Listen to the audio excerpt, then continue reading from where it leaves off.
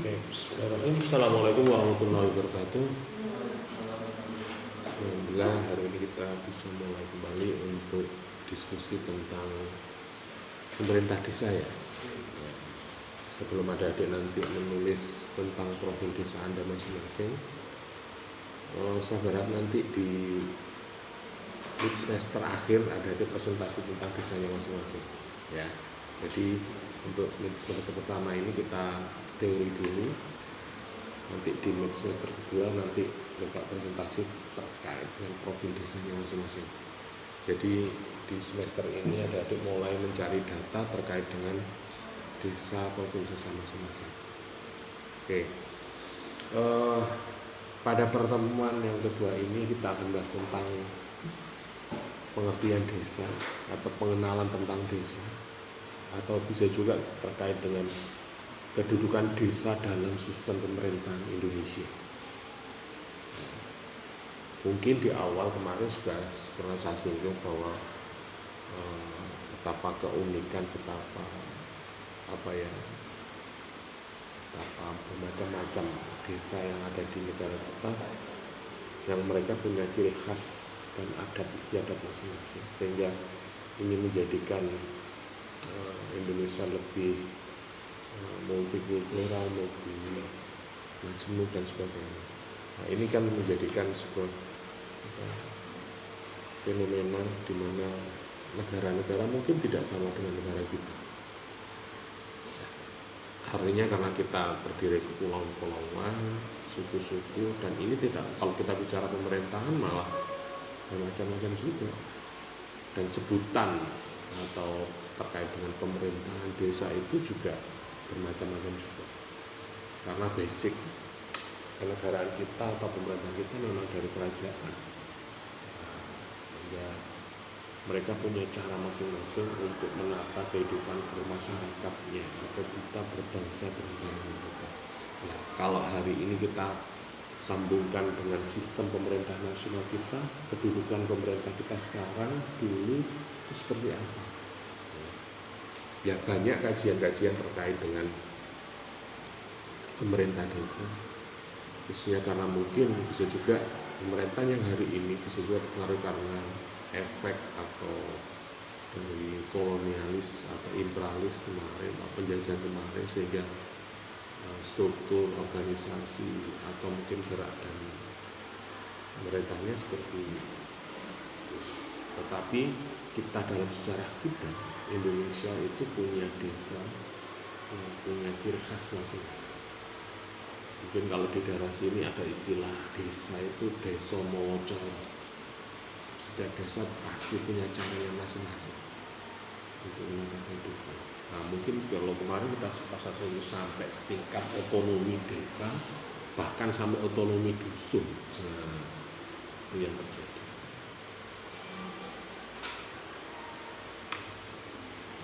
Nah, masalah yang mendasar di dalam penyelenggaraan pemerintahan desa,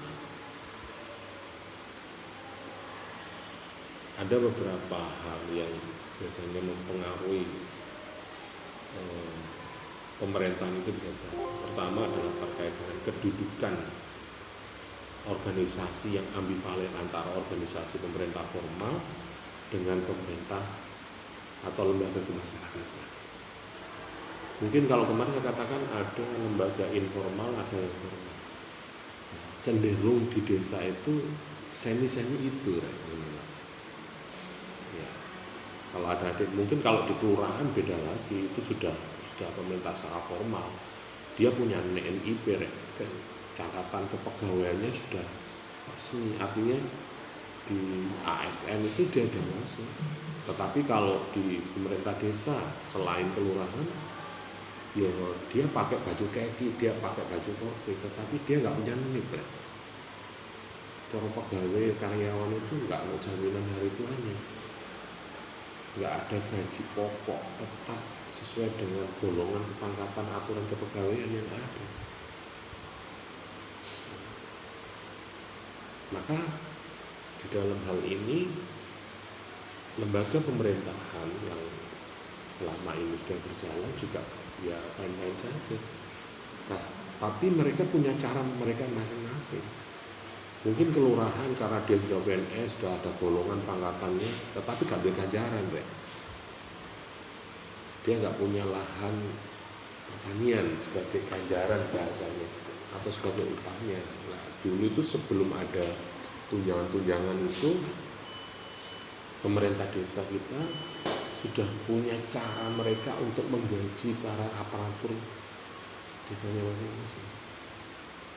Jadi ada tanah bengkok, ada tanah yang disediakan oleh masyarakat, entah itu dari urunan masyarakat gogol, masyarakat yang punya lahan pertanian dikumpulkan akhirnya dijadikan tanah bengkok, dan tanah bengkok ini dialokasikan untuk operasional desa yang salah satunya adalah untuk penggajian dari perangkat desa itu. Ya, mulai dari kepala desa, sekretaris desa, Pak Kaur, Pak Bayan itu sampai kepala dusun. Itu berjenjang. Kalau Pak Kepala Desa itu kan termasuk jabatan politik, biasanya dapatnya agak banyak, tetapi mungkin sesuai dengan jabatan saja. Tapi kalau perangkat desa, mulai dari sekdes sampai kepala dusun, itu dapatnya sedikit, tetapi selama dia menjaga, ya bisa juga sampai seumur hidup. Tapi kalau kepala desa bisa juga hanya 5 tahun, 6 tahun, bahkan 10 tahun, gitu aja. Tetapi kalau kepala gunung sampai usia, ada yang sampai 60 tahun, ada yang sampai. Itu menurut undang-undang yang ada. Ini ambivalennya antara aturan formil dan informal, ini juga berbeda-beda. Makanya ketika ngomong ganjaran, bengkok, siji desa ya siji, gitu loh. Aja beberapa desa yang mungkin bengkoknya banyak, ada yang bengkoknya hanya sedikit, sehingga itu gajinya berbeda. Nah katanya, mungkin kalau di sekitar sini kepala desa itu kisaran 4 hektar. Itu sebagai dia nek PNS rek ngenteni wulanan, nek pertanian nek ditanduri pari ngenteni 3 bulan baru gajian ya. Cara mau gajian itu leren usaha dhisik, nganggur dhisik baru. Nah, inilah uniknya di negara kita. Jadi sistem penggajiannya seperti itu. Kalau secara modern kan tiap bulan dapat gaji ya. Ya walaupun itu kalau dikalkulasi ya bisa juga. Kalau katakanlah sekarang Pak Lurah itu dapat 4 hektar. Per tahunnya dapat berapa? Kalau disewakan saja mungkin kisaran 30 kali lipat, 120 juta. Itu kalau dibagi 12 berarti gajinya 1 juta ya sebulan. Itu nek disewakno. Tapi nek digarap, misalnya tebu, tanam tebu biasanya 1 hektar dapat 50 juta. Kalau 4 berarti 200 juta. 200 juta dibagi 12 kan berapa? Kurangnya operasional. Nah itu, nah itulah uniknya. Belum lagi terkait dengan pemerintah yang lainnya, kegiatan kemasyarakatannya. Ngomong pemerintahan itu kan bukan berarti hanya kepala desa. Ada lembaga perwakilan masyarakat. Yang dulu ada istilahnya LMD, LKMD, kalau sekarang itu BPD, ada LPM, ada PKK, ada Karang Taruna, ada tokoh agama. Nah, ini juga terlibat di dalam pelaksanaan pemerintahan yang ada di desa. Dan mereka juga tidak ada upahnya, tidak ada golongannya, tidak ada proses yang seperti di pemerintah daerah atau pemerintah pusat. Mungkin karena sukarela atau bisa juga karena tanggung jawab moral terhadap warga, tetangga, sehingga dia secara sukarela melaksanakan seperti itu. Kalau hari ini mungkin ada operasionalnya walaupun tidak banyak. Kalau zaman dulu operasionalnya dari mana? Ya dari bengkok itu. Kalau memang bengkoknya masih ada, bisa juga ada operasional. Misalnya untuk hansip ada tanah yang disediakan untuk operasional. Jadi organisasi kemasyarakatan yang ada di desa itu ada kasnya. Karang Taruna itu biasa gak dikei ganjaran, Rek. Dikei pohembong, tanaman produktif yang ada di pinggir jalan, yang panennya mungkin 1 tahun sekali. Iki poh Karang Taruna, iki waduke Karang Taruna, bendungannya Karang Taruna biasa dikelola itu. PKK ini kadang dikasih apa? Hansip, Linmas, kadang ada. Ya nggak ada gajinya, cuma mungkin untuk operakas ada. Tapi itu tergantung kepada desa. Nah, itu nanti kita bahas di dalam sistem keuangan yang ada di desa. Mungkin kalau kita hari ini ada di praktek atau mungkin diskusi tentang keuangan desa, ya sangat beda. Mungkin sangat ribet sekali. Soal pemasukan sekarang itu banyak sekali. Kalau zaman Undang-Undang nomor 5 tahun 79 itu ya tidak ada yang namanya ADD, itu tidak ada. Ya, bantuan dari pemerintah pusat itu ya programnya mungkin dari pusat, tetapi kadang anggarannya swadaya, iuran, bungunan, gotong royong bahasa nenek wong desa. Kemudian persoalan lagi yang sering dalam penyelenggaraan pemerintah desa ini ketidakjelasan status kepegawaian seperti yang saya sampaikan tadi. Dia ini abdi negara tetapi bukan SM. Nah, bahasa saya tadi, ya mereka kadang hari Senin ya nggak baju keki, ya nggak baju korpri, tapi dewe statusnya apa? CPNS kah? Honorer kah? Enggak. Kalau perangkat desa yang jadi ya wis, ya cara kalau di perusahaan ya karyawan tetap, cara PSN ya ASN di sini. Tetapi mereka tidak ada, makanya di luar ketahanan undang-undang kepegawaian sekarang bisa juga ini menjadi persoalan. Makanya kemarin demo-demo itu kan harapannya mereka juga diangkat menjadi ASN. Tetapi mungkin karena banyak atau bisa juga itu ya iya.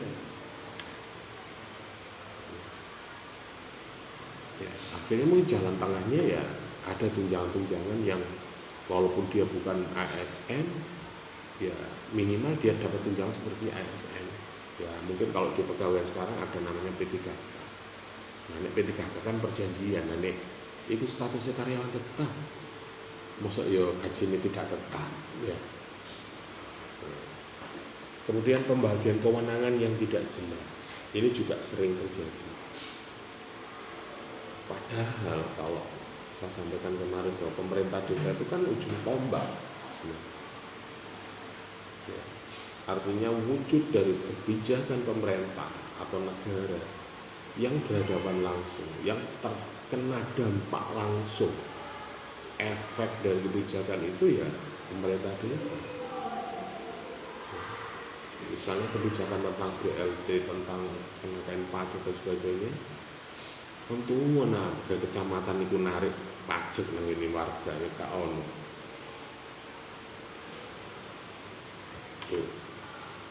Kemudian peranan hukum adat mengikat desa. Ini sebagai kesatuan masyarakat hukum adat sudah mulai pudar digantikan oleh hukum-hukum nasional yang tertulis. Ini permasalahan-permasalahan yang sekarang seperti itu.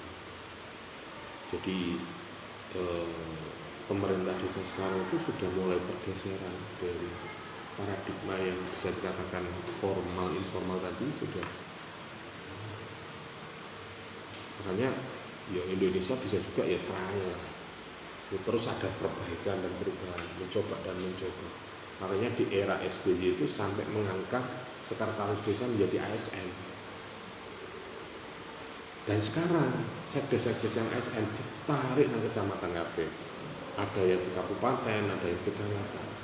Tapi sekarang los tidak ada yang ASN. Nah ini kan ini. Kalau kita bicara adat, bisa juga saiki Ya mungkin karena paradigma pembangunan masyarakat sekarang atau pemerintah sekarang itu tidak sama, tidak pas. Jadi dikatakan membangun itu kalau jalannya sudah diaspal, lampunya pakai penerang. Nah, padahal di desa keindahan, kenyamanan itu bukan karena bangunan saja, infrastruktur yang bagus, tetapi kesejukan, kerindangan itu kan sebagai identitas desa itu.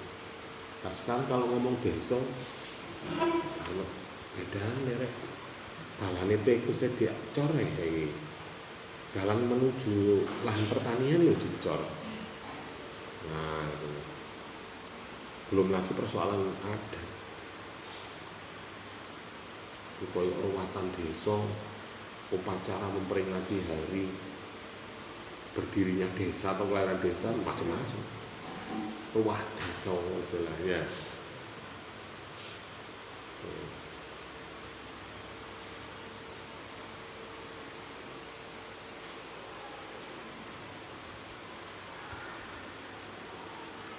Yang ketiga adalah persoalan desa itu bisa dikatakan hukum adat masih berlaku.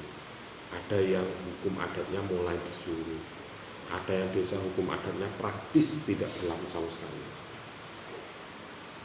Jadi dulu itu ada masyarakat desa itu punya cara atau punya tatanan hukum masing-masing sesuai dengan adat atau mungkin berdasarkan sesepuh atau pendiri atau yang membuat alat di situ. Ya, mungkin desa punya punya kekhasan masing-masing.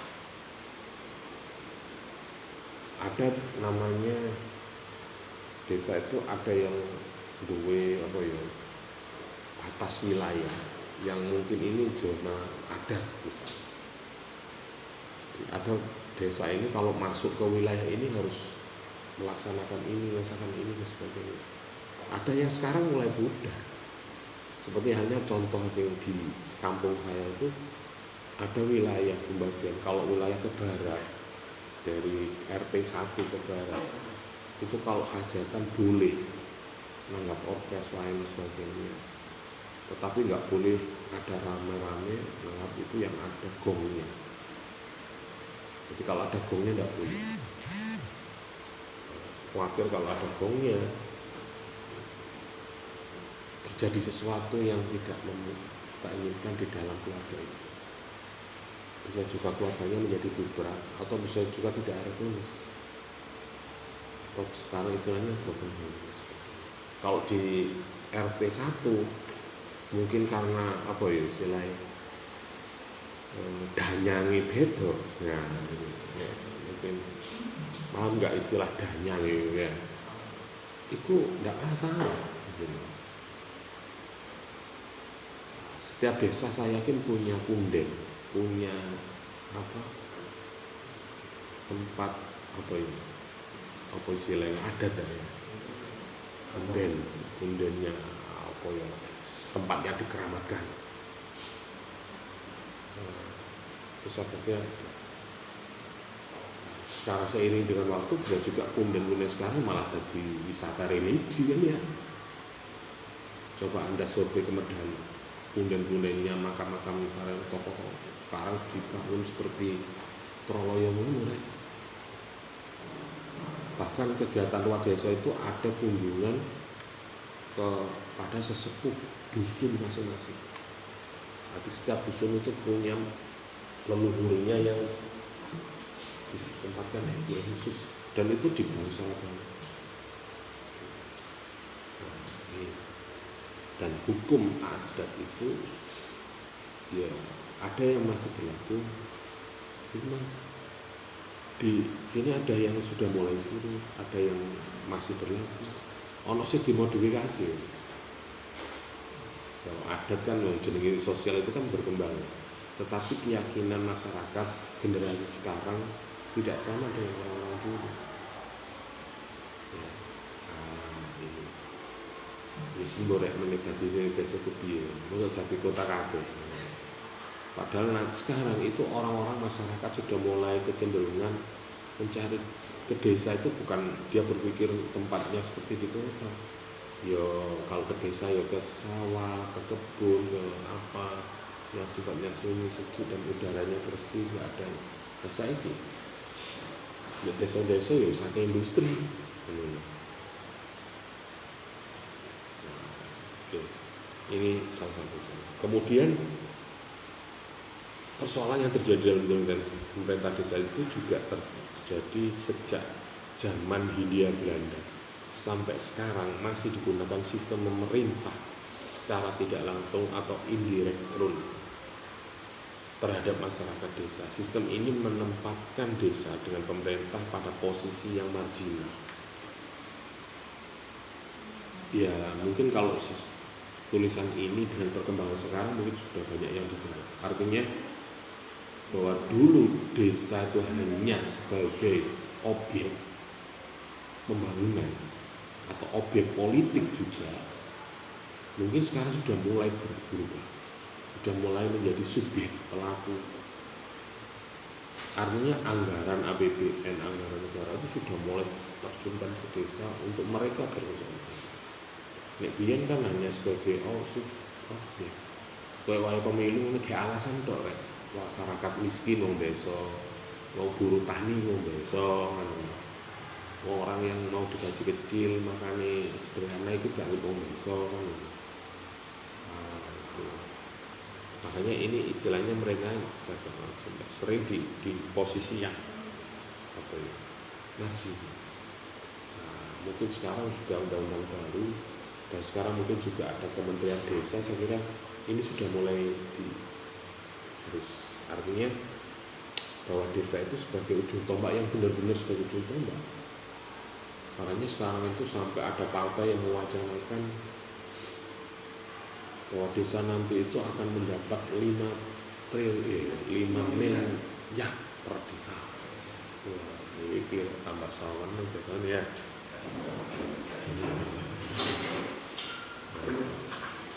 Tapi sekarang pun kita melihat anggaran-anggaran desa itu sudah di atas 1 M rata-rata.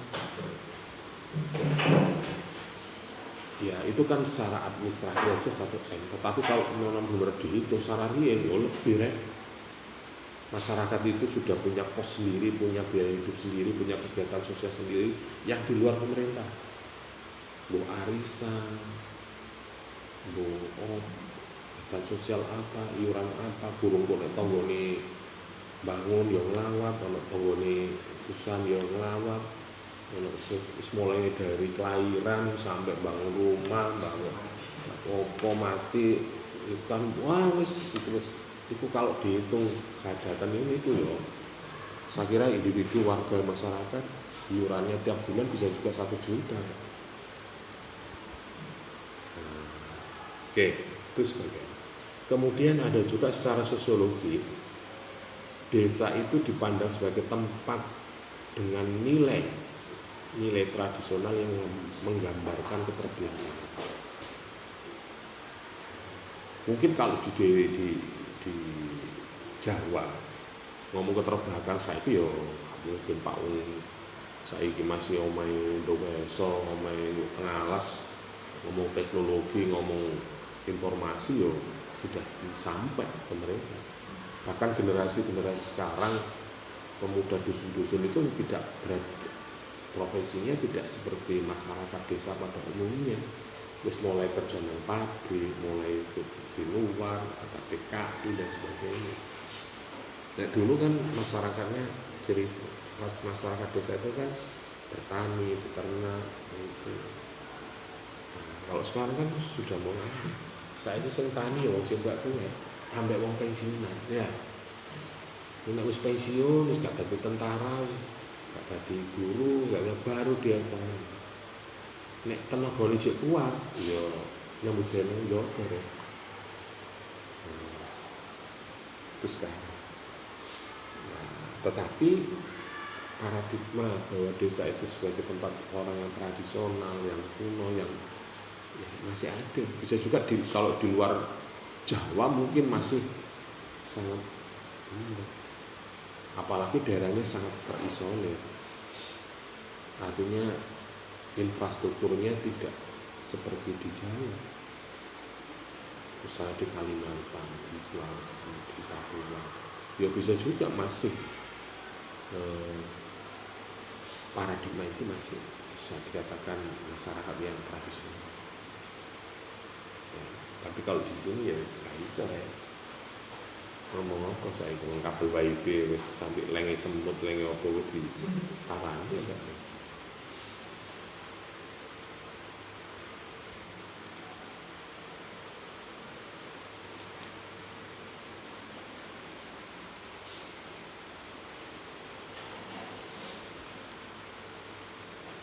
Nah, secara administratif pemerintah desa itu diposisikan sebagai objek kuasa. Ini tadi saya sampaikan. Jadi nek njaluk data nang masyarakat desa, mas miskin berapa, itu sebagai sasaran objek. Nah, kok sebagai kebijakan gitu. Jadi nek ngomong administrasi, ya alasan sebagai alasan. Belokan waktu kampanye ini, rata belusukan, masuk belusukan nang ini mall, nang ini enggak. Dari sistem perintah negara Indonesia, pemerintah Indonesia merupakan subsistem yang terlemah. Kata bijak mengatakan kecepatan rombongan karavan akan ditentukan oleh kecepatan gerobak yang paling lambat. Ya apa itu maksudnya? Ya, artinya ya delok desa nih. Kalau ngomong administrasi penyelenggaraan sistem, ya, pemerintah ini kan ada strukturnya RT, RW, desa, kecamatan sebagainya. Nah, nek ini sore lambat ya lambat, dukure bejat ya ini sore melak bejat. Ya. Kekuatan rantai itu terletak pada rantainya yang terlemah.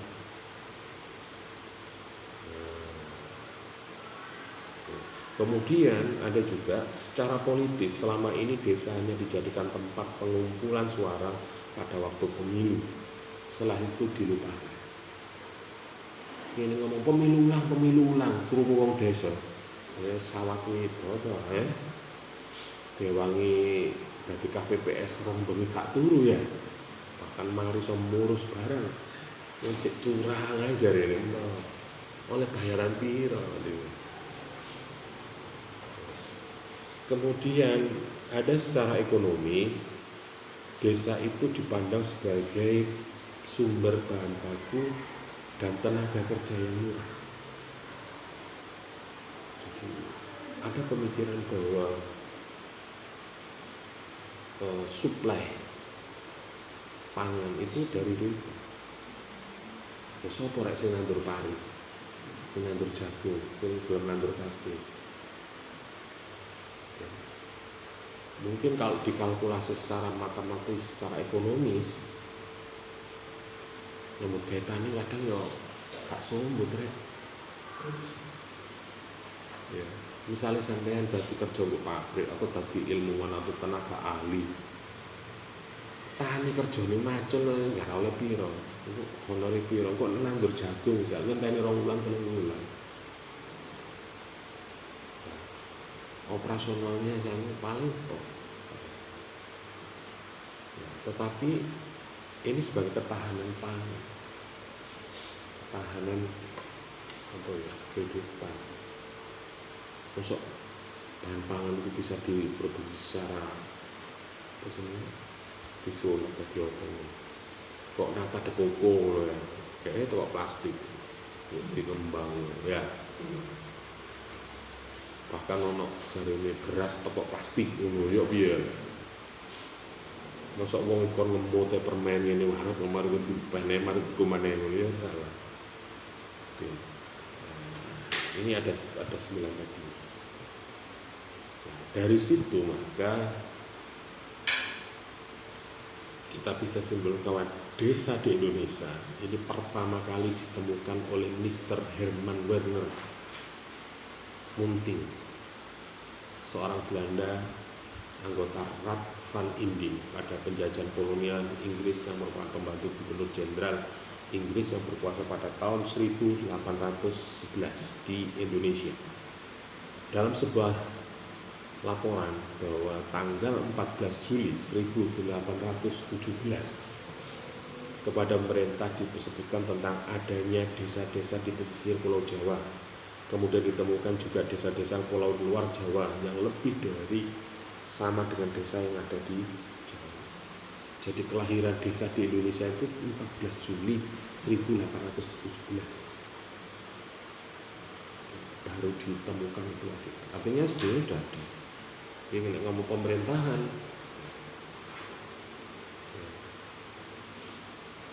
Nah, kata desa ini berasal dari swadesi, ya, yang artinya tempat asal, tempat tinggal, negeri asal, atau juga dikatakan tanah leluhur. Ya, pada kesatuan hidup masyarakat memiliki batas yang jelas.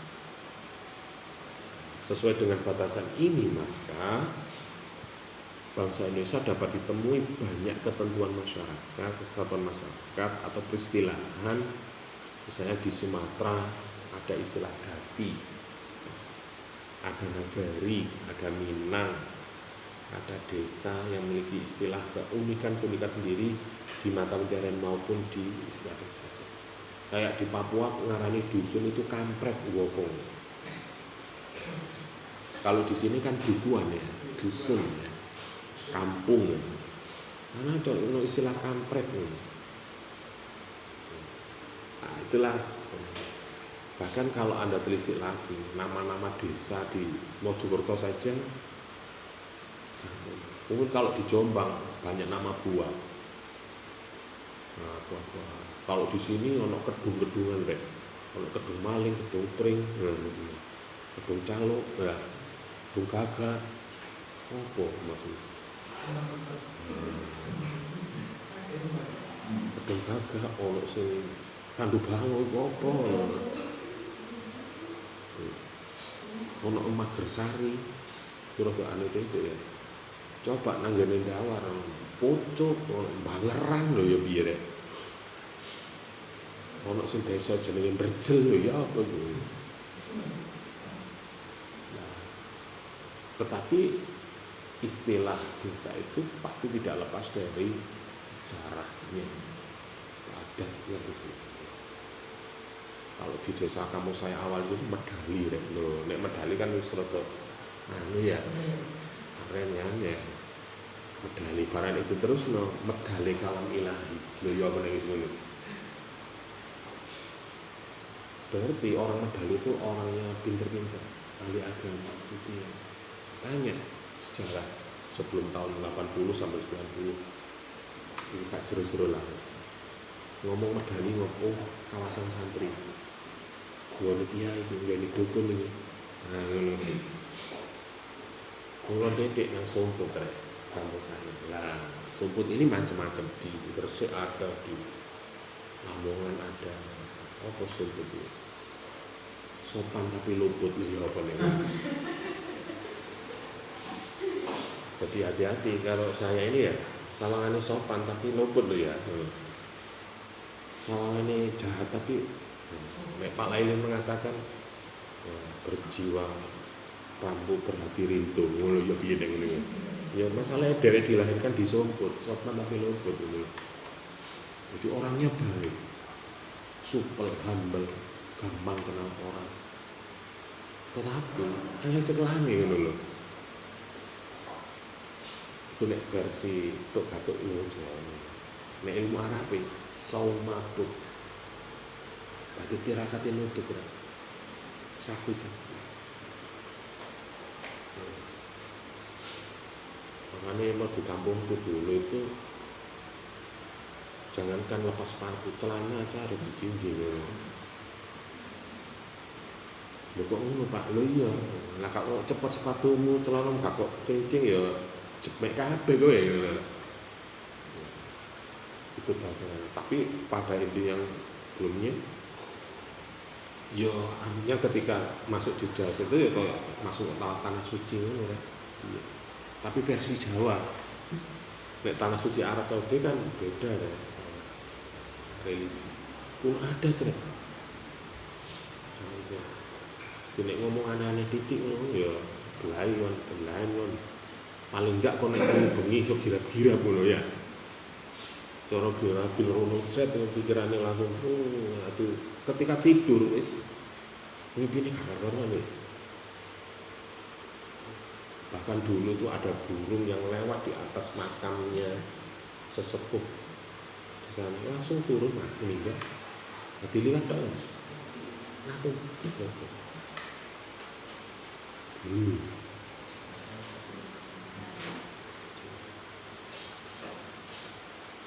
kalau ada pencuri masuk iso mlebu tapi gak metu iso metu ya nek wis subuh padang lampu wis sing metu bisa itu uniknya. Jadi setiap ada apapun pasti nah ini desa ya. Saya kira di desa kalian saya kira itu mau ada yang masih berlaku ada yang tidak. Tapi seiring dengan zaman ngomong lah ya itu kan mitos, itu kan sirik, itu kan ya akhirnya meter. Ini zaman biyen tenan rek. Mlebu anu karo carane ya kira-kira tenan. Ya gak langsung gendeng yo gak, ya iso kesurupan, ya iso minimal nek bengi waktu tidur dia mimpi yang enggak akhirnya gerong-gerong aja trik-trik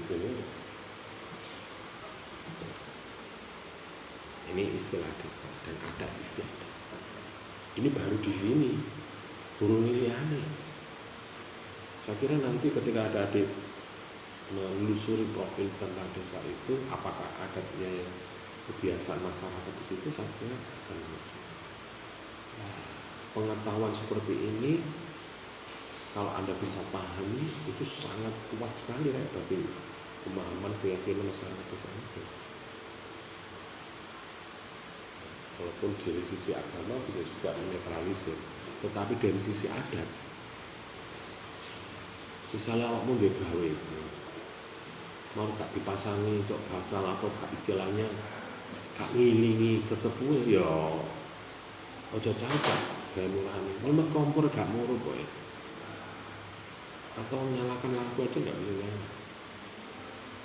diselingnya ya gak bisa.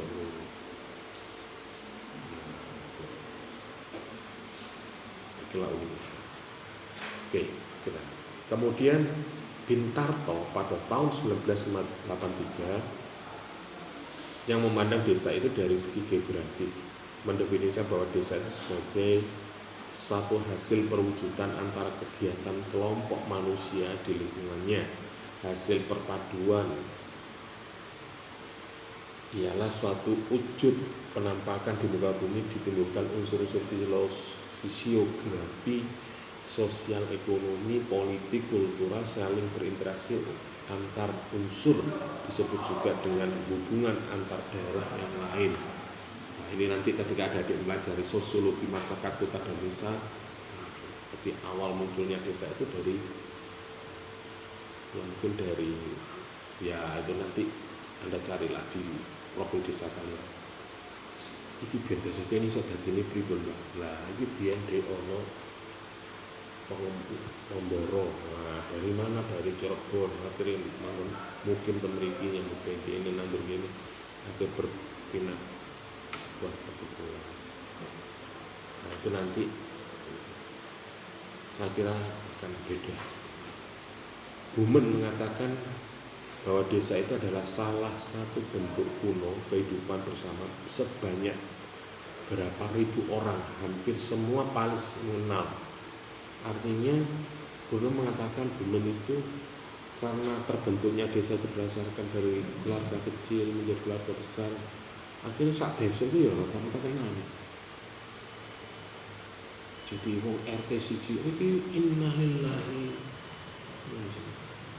telah meninggal saudara Yanuar RT 1. Iku anake Gokji kok ta ngono. Iya. Sing kuliah nang ngene ya. Iya, ngono karo kabeh. Makane kok desa ketika gosip muncul, hati-hati bil nek awakmu diterno mulai ngono.